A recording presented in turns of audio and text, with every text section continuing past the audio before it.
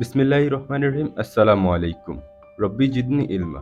আচ্ছা, অনেক লোক আমাদের প্রশ্ন করে আমরা বাই বক্স উইন কিভাবে করব।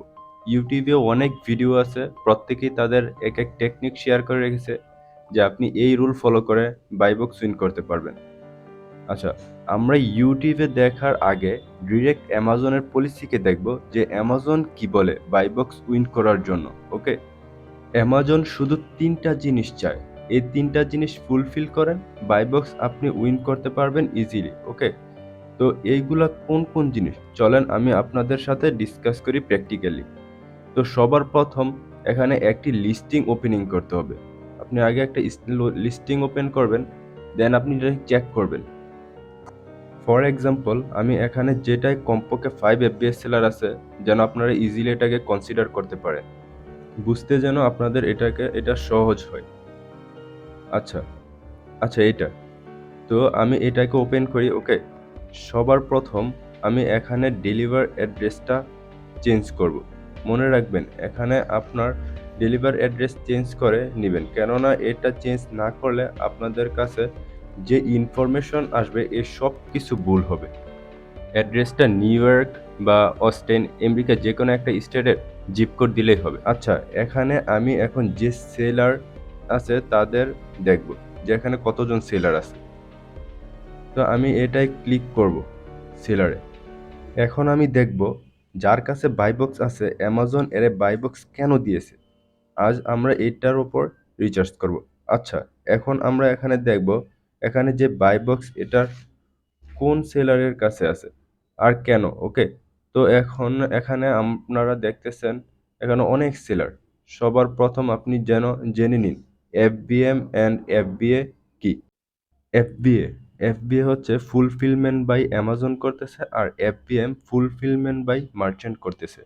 এখন এটা এফবিএ এখানে কারণ যেটাতে আপনারা দেখতেছেন শিপ ফ্রম সোল্ড বাই, যখন আলাদা হয় ইটস মিনস এটা এফবিএ সেলার।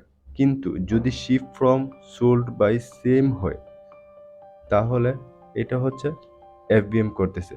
তো সর্বপ্রথম পলিসি যেটা অ্যামাজন বলে আপনি এফবিএ করতে হবে, মানে ফুলফিলমেন্ট বাই অ্যামাজন। আপনার যে লিস্টিং আছে এটা যেন এফবিএ হয়, তাহলে আপনার বাই বক্সের শেয়ার বেশি আসবে। এটা সর্বপ্রথম রুল অ্যামাজনের।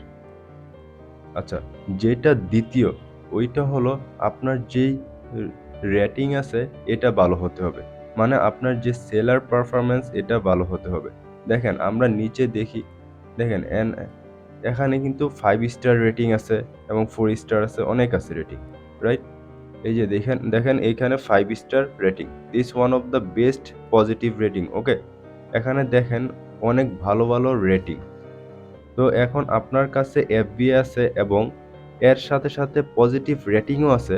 তো ইটস মিনস আপনার বাই বক্সের চান্স, উইনিংয়ের চান্স অনেক বেশি as compare to other seller. যেহেতু আমরা নতুন লিস্টিং করব, আমাদের কাছে তো কোনো রেটিং থাকবে না, তো আমরা কিভাবে বাই বক্স উইন করব। তো সবার মনে এখন কিন্তু এটাই ঘুরতেছে, রাইট? আমরা 3 নম্বরটা ফলো করব প্রথমে। তো সব থেকে ইম্পর্টেন্ট 3 নম্বরটা হলো প্রাইজিং। সব থেকে ইম্পর্টেন্ট প্রাইজিং আপনার জন্য মোস্ট ইম্পর্টেন্ট।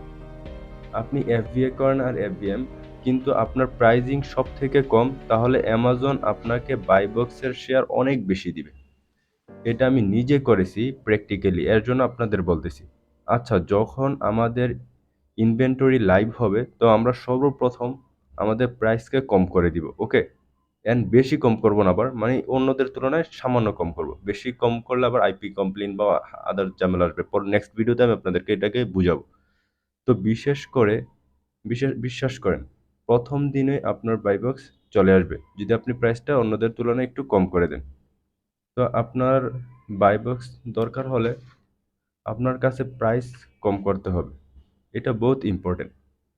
প্রাইস আপনার কম, আপনার এফবিএ লিস্টিং, এছাড়াও আপনার রেটিংও পজিটিভ।